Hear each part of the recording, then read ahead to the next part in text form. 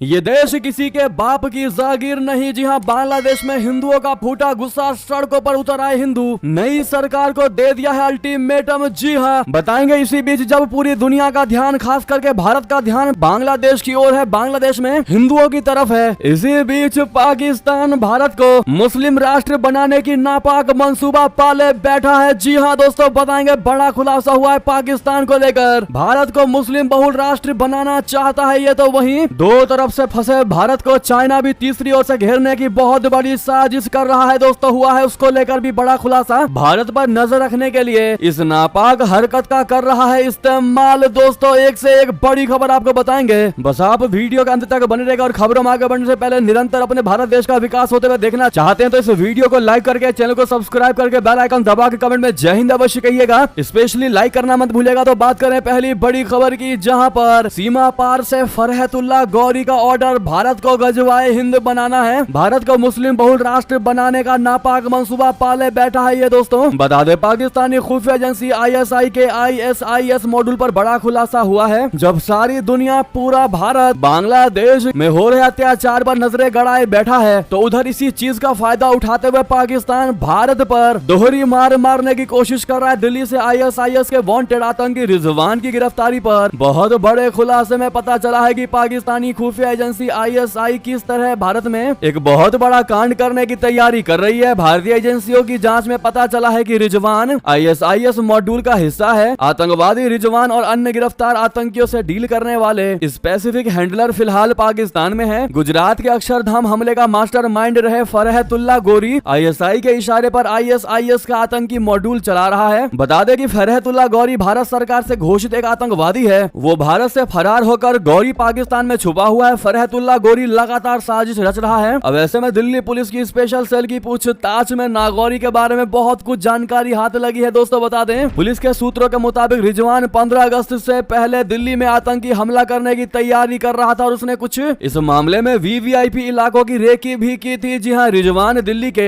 दरियागंज इलाके का रहने वाला है, उसकी पत्नी भी फरार है। जी हाँ, बता दें ISIS 2047 तक भारत को मुस्लिम राष्ट्र बनाने का नापाक मंसूबा पाले बैठा है। इस सोच से, यानी इस थॉट से इत्तेफाक रखने वालों संदिग्धों की जांच पड़ताल जारी है। भारतीय खुफिया एजेंसियों बोले तो RAW और IB पाकिस्तान की हर चाल पर नजर बनाए हुए हैं। ऐसे में 15 अगस्त से पहले लगातार भारतीय एजेंसियों को कामयाबी मिल रही है। जी हाँ दोस्तों, ऐसे में गजवाए हिंद का सपना देखने वाले इन पाकिस्तानी आतंकवादियों, पाकिस्तान के हुक्मरानों को आप क्या जवाब देना चाहेंगे दोस्तों? लेकिन एक चीज तो तय है कि पाकिस्तान खाली मौका ढूंढता है कि कैसे भी उसको एक मौका मिल जाए कि वो भारत को बर्बाद कर सके। और यही सबसे बड़ा कारण है कि पूरी दुनिया की नजर, भारत की नजर बांग्लादेश में तख्ता पलट पर है, बांग्लादेश के हिंदुओं पर हो रहे अत्याचारों पर है। और इस मौका का फायदा उठा करके पाकिस्तान गजवाए हिंद का सपना देख रहा है। ऐसे में आप लोग क्या जवाब देंगे उसके इस गजवाए हिंद के सपने को लेकर? एक भारतीय होने के नाते जवाब जरूर दीजिएगा दोस्तों। तो वहीं इस वीडियो को आज जितना ज्यादा हो सके शेयर करिएगा ताकि हर कोई पाकिस्तान की इस नापाक मंसूबों को, इस नापाक चाल को समझ सके। तो वहीं आपको बता दें, इतना ही नहीं, एक और बड़ी खबर है, कठुआ में फिर से 4 आतंकवादी दिखाई दिए हैं जिनकी पुलिस ने स्केच जारी किया है और इनको ढूंढने पर नगद इनाम की भी घोषणा कर दी है। दोस्तों जम्मू और कश्मीर पुलिस ने शनिवार को 4 आतंकवादियों के स्केच जारी किए जिन्हें कठुआ जिले के ऊंचे इलाकों में ढोक यानी कि मिट्टी के घरों में देखा गया है। पुलिस ने उनके बारे में विश्वसनीय जानकारी देने वालों को 20 लाख रुपए का नगद इनाम देने की घोषणा की है। कठुआ जिले में 8 जुलाई को माचेडी के सुदूर वन क्षेत्र में सेना के गश्ती दल पर आतंकवादियों द्वारा घातक हमला किया गया था। इस हमले में एक जूनियर कमीशन अधिकारी सहित 5 सैनिक शहीद हो गए थे। जी हाँ, व्यापक तलाशी अभियान के बावजूद पाकिस्तान स्थित जैश-ए-मोहम्मद संगठन से जुड़े कश्मीर टाइगर्स के आतंकवादी अभी तक पकड़ में नहीं आ पाए हैं। तो वहीं आपको बता दें, बड़ी खबर, ये देश किसी के बाप का नहीं है। जी हाँ, बांग्लादेश में अब हिंदुओं का फूटा गुस्सा एकजुट होकर सरकार को दे दिया है बड़ा अल्टीमेटम। जी हाँ दोस्तों, बड़ी खबर, शेख हसीना के देश छोड़ने के बाद बांग्लादेश में जमकर हिंसा हुई और इस दौरान हिंदुओं पर घोर अत्याचार हुए। कई हिंदुओं को जमकर पीटा गया, उनके घरों को जला दिया गया और सामान लूट लिए गए। इस दौरान हिंदू मंदिरों में तोड़फोड़ और आगजनी भी की गई। इन सब के बीच शनिवार को हिंदू समुदाय के सैकड़ों लोगों ने ढाका की सड़कों पर प्रदर्शन किया। प्रदर्शन कर रहे लोगों ने कहा है कि ये देश सभी का है, इस पर किसी एक समुदाय का अधिकार नहीं है। इस दौरान प्रदर्शनकारियों ने हिंदुओं की सुरक्षा के लिए कदम उठाने की मांग की है। प्रदर्शन कर रहे लोगों ने जमकर नारेबाजी भी की। लोगों ने कहा कि ये देश किसी के बाप की जागीर नहीं है, ये देश किसी के बाप का नहीं है, इसके लिए हमने भी खून बहाया है, हमने भी खून दिया है, हमारे पूर्वजों ने अपनी जानें न्यौछावर की है इस देश के के लिए और आगे भी आवश्यकता पड़ी तो फिर से खून देने को तैयार है, लेकिन बांग्लादेश नहीं छोड़ेंगे अपना देश, नहीं छोड़ेंगे। उन्होंने हिंदुओं पर हो रही हिंसा के दौरान मूक दर्शक बने रहने को लेकर सिविल सोसाइटी के सदस्यों पर नाराजगी जताई। टाइम्स ऑफ इंडिया ने अपनी एक रिपोर्ट में इस प्रदर्शन में भाग लेने वाले कन्नू कुमार के हवाले से ये जानकारी देते हुए बताया है कि बांग्लादेश के हिंदू अपने घरों और धार्मिक स्थलों की सुरक्षा चाहते हैं और किसी कीमत पर सुरक्षा चाहते हैं। दोस्तों आपको बता दें, बांग्लादेश हिंदू बौद्ध ईसाई ओइक्या परिषद ने शुक्रवार को बताया है कि शेख हसीना के सत्ता हटने के बाद बांग्लादेश के 64 जिलों में से 52 जिलों में अल्पसंख्यकों के साथ अत्याचार हुआ, अल्पसंख्यकों के साथ जाति की गई और अल्पसंख्यकों के साथ जाति की 205 घटनाएं हुई है। इस संगठन ने बांग्लादेश की अंतरिम सरकार के नेता मोहम्मद यूनुस को एक ओपन लेटर लिखा है, खुला पत्र लिखा है, जिसमें कहा गया है कि अल्पसंख्यकों में गहरी चिंता और अनिश्चितता है। जी हाँ दोस्तों, ऐसे में अब हिंदू वाकई में जब पानी उनके सर से ऊपर हो गया तो वो भी अब रोड पर उतर चुके हैं। संगठन बना करके अंतरिम सरकार को बड़ी चेतावनी दे दी है और जो अत्याचार कर रहे हैं उन लोगों को क्लियर कह दिया है कि ये देश सिर्फ तुम्हारे ही बाप की नहीं है, हमारे पूर्वजों ने भी इसके लिए खून बहाया है और आगे भी हम बहाने को तैयार हैं। बहरहाल हिंदू समुदाय के इस बयान पर आपकी क्या निजी राय होने वाली है दोस्तों, कमेंट में लिखकर अवश्य बताइएगा, क्योंकि ये सबसे ज्यादा वायरल मुद्दा है, सबसे ज्यादा चिंता का विषय है कि बांग्लादेश में अल्पसंख्यकों को कैसे बचाया जाए, कैसे वो अपने आप को प्रोटेस्ट कर पाएंगे, क्योंकि हिंदू समुदाय के लिए हिंदुओं का नेता बांग्लादेश में अभी तक कोई नहीं है। जी हाँ, और ये सबसे बड़ा कारण, सबसे बड़ी वजह है कि बांग्लादेश में हिंदू संगठन नहीं बना पा रहे हैं और एक एक के घरों को जला दिया जा रहा है, उनके साथ अत्याचार किया जा रहा है, उनको मार दिया जा रहा है, फांसी पर लटका दिया जा रहा है, उनके सामानों को, मंदिरों को, मंदिर के अंदर बैठे मूर्तियों को तोड़ दिया जा रहा है। इससे बुरा अत्याचार और क्या ही हो सकता है। बहरहाल दोस्तों, आप लोग इस वीडियो को शेयर करना मत भूलिएगा और आप सभी से रिक्वेस्ट है, सामने लाइक का बटन है,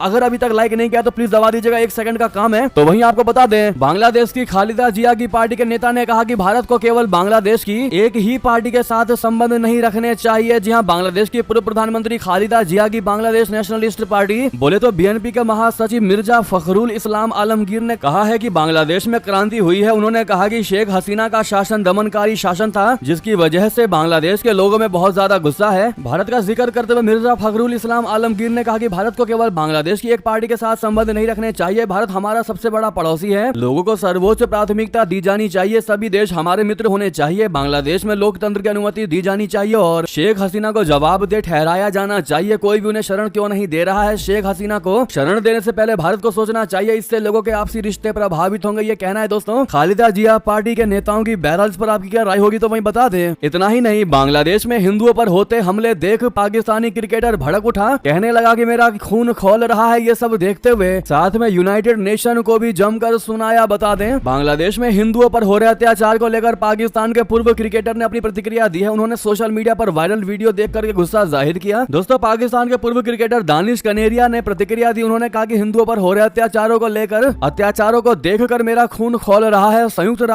राष्ट्र मानवाधिकार और अंतर्राष्ट्रीय मानवाधिकार संगठनों की चुप्पी शर्म की बात है। उन्होंने हैशटैग में सेव बांग्लादेशी हिंदू लिख दिया। दोस्तों, आप जैसा कि उनका ये एक्सपर्ट ट्वीट भी देख पा रहे होंगे सामने। तो वहीं बता दें, भारत के खिलाफ चीन की नई और बड़ी साजिश का खुलासा। भारत पर नजर रखने के लिए ये कर दी नापाक हरकत। दरअसल चीन भारत के खिलाफ बहुत बड़ी साजिश रच रहा है। न्यूयॉर्क टाइम्स की रिपोर्ट में यह खुलासा हुआ है। रिपोर्ट के मुताबिक चीन भारत से सटी सीमा पर नजर रखने के लिए आबादी बढ़ा रहा है। इसके लिए उसने बॉर्डर से सटे इलाके में 50 से भी ज्यादा गांव बसा दिए हैं। दोस्तों, बड़ी बात यह है कि चीन यहां पर लोगों को रहने के लिए पैसे भी दे रहा है। रिपोर्ट में बताया गया है कि चीन का उद्देश्य भारत से सटी सीमा पर नजर बनाए रखना है, इसके लिए ही वो ऐसा कर रहा है। रिपोर्ट के अनुसार चीन बॉर्डर पर गांवों की दीवार भी खड़ी कर रहा है ताकि उसके नागरिक चौकी का काम कर सके। नए गांवों के अलावा चीन ने दूसरे 100 गांवों पर नए घर भी बनाए हैं ताकि और अधिक लोगों को रखा जा सके। इससे पहले भी खबर आई थी कि चीन ने अरुणाचल प्रदेश से सटी सीमा पर कुछ गांव बसाए हैं। लगातार चीन की ऐसी हरकतें करता आ रहा है। यहाँ तक कि सीमा पर गांव बसाकर रहने वाले लोगों को चीन ने सीमा रक्षक नाम दिया है। इन्हें यहाँ रहने के लिए पैसे भी देता है। दोस्तों, हिमालय की तलहटी में कियोंगलिन गांव को चीन ने हाल ही में बसाया है। ये समुद्र तल से 10,000 फीट की ऊंचाई पर पहले एक खाली घाटी हुआ करता था। चीन ने इसे पक्का घर अब गांव बना दिया है। तो वहीं बता दें, पिनाका MK3 रॉकेट लॉन्चर को लेकर भारत का सबसे बड़ा फैसला। पाकिस्तान को लग जाएगा सदमा। यानी दोस्तों, भारत ने बहुत बड़ा अब सिस्टम तैयार कर लिया है पाकिस्तान को भेदने के लिए, करारा जवाब देने के लिए। दोस्तों, रक्षा मंत्रालय ने DRDO के ब्रह्मास्त्र पिनाका MK3 को लेकर एक बहुत बड़ा फैसला लिया है। इसके फैब्रिकेशन का काम जारी है। DRDO अब इस घातक एयर सिस्टम के तीसरे मॉडल को बना रहा है। माना यह जा रहा है कि इसकी मदद से भारतीय सेना को मजबूती मिलेगी। DRDO पिनाका MK3 विकसित कर रहा है, जो भारत की स्वदेशी वायु रक्षा प्रणाली का तीसरा संस्करण है, जिसे हवाई खतरों को बेअसर करने और दूर दराज के ऊंचे इलाकों में तैनात दुश्मन ताकतों का मुकाबला करने के लिए डिजाइन किया गया है। पिनाका के पहले 2 वर्जन पाकिस्तान और चीन सीमा पर तैनात हैं। इस रॉकेट सिस्टम की रफ्तार इसे सबसे ज्यादा घातक और मारक बनाती है। इसकी स्पीड 5757 किलोमीटर प्रति घंटा है, यानी 1 सेकंड में 1 किलोमीटर 610 मीटर की गति से हमला करता है। पिछले साल ही भारतीय थल सेना की ताकत बढ़ाने के लिए 6400 पिनाका रॉकेट खरीदने को मंजूरी दी गई थी। तो वहीं बता दें, बांग्लादेश में नहीं थम रही अब हिंसा, अब भीड़ ने सुप्रीम कोर्ट को ही घेर लिया। मुख्य न्यायाधीश के इस्तीफे की मांग को लेकर उतरे लाखों की संख्या में प्रदर्शनकारी, जिसके बाद दोस्तों बांग्लादेश के चीफ जस्टिस ओबैदुल हसन ने इस्तीफा दे दिया। आपको बता दें, भारत के पड़ोसी बांग्लादेश में अभी तक हालात सामान्य नहीं हुए हैं। प्रदर्शनकारियों की मांग पर बांग्लादेश के चीफ जस्टिस ओबैदुल हसन ने इस्तीफा दे दिया है। आज प्रदर्शनकारियों ने ढाका में सुप्रीम कोर्ट को घेर लिया था और चीफ जस्टिस सहित सभी जजों को दोपहर 1 बजे तक इस्तीफा देने का अल्टीमेटम दिया था। इसके बाद चीफ जस्टिस ने राष्ट्रपति मोहम्मद शहाबुद्दीन से परामर्श करने के बाद अपना इस्तीफा सौंप दिया। कानून, न्याय और संसदीय मामलों के सलाहकार प्रोफेसर आसिफ नजरुल ने बताया कि कानून मंत्रालय ने छात्रों और नागरिकों को के हालिया विरोध प्रदर्शनों को दबाने के लिए 1 जुलाई से 5 अगस्त के बीच दर्ज सभी मामलों को वापस लेने का फैसला लिया है। ये कदम आगामी 3 दिन के भीतर उठाया जाएगा। तो वहीं बता दें, गिड़गिड़ाने लगा भारत के सामने मालदीव, तो मदद के लिए खुद पहुंच गए विदेश मंत्री जयशंकर जी, दे दी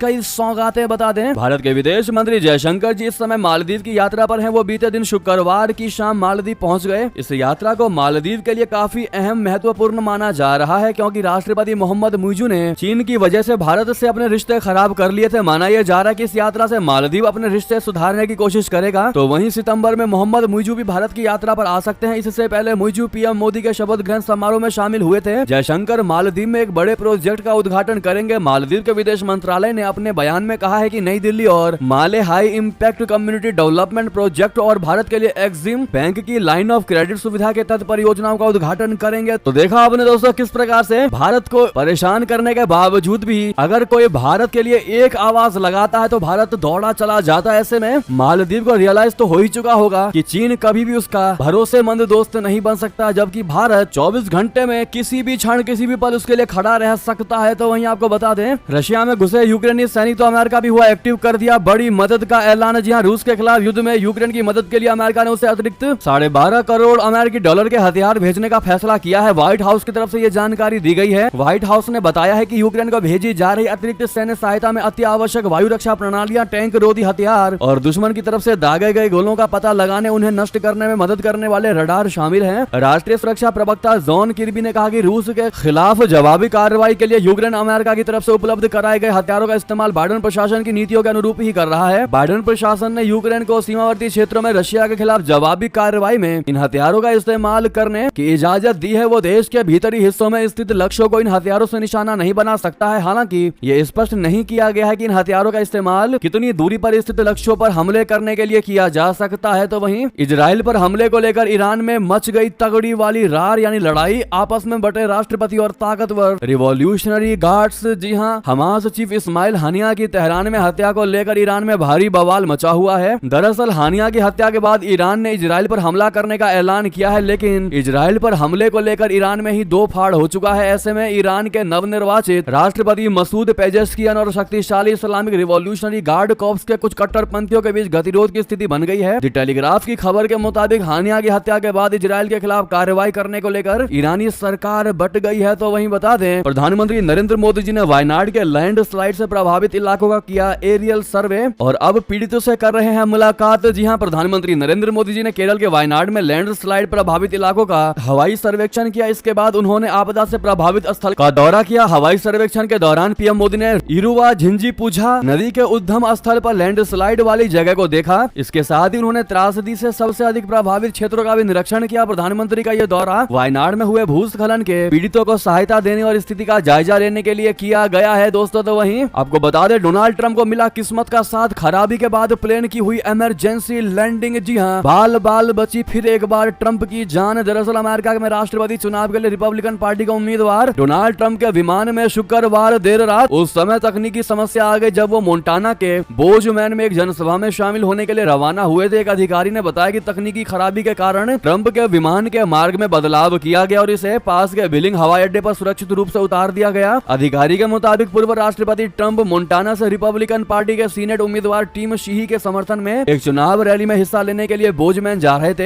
ऐसे में इससे पहले उन पर फायरिंग हुई थी, जहां पर कान से सीधी गोली निकल करके पार हो गई दोस्तों। वहां उनकी जान बच गई, वरना उनके सर के चीथड़े उड़ जाते। और अब प्लेन में खराबी को लेकर इमरजेंसी लैंडिंग में उनकी बाल बाल जान बची है। ऐसे में ये थी भी की सारी बड़ी खबरें। आपको हमारी खबर कैसी लगी? आशा करता हूँ बहुत अच्छी लगी होगी। थोड़ी भी अच्छी लगी तो वीडियो को लाइक करके, चैनल को सब्सक्राइब करके, बेल आइकन दबा के कमेंट में जय हिंद कहना मत भूलिएगा। मिलते हैं आपसे अगली बड़ी खबर में दोस्तों। वीडियो को शेयर करना तो बिल्कुल मत भूलिएगा, ताकि हर किसी को पाकिस्तान और बांग्लादेश के मंसूबों की रियलिटी पता चल सके। मिलते अगली बड़ी खबर में। जय हिंद, जय भारत।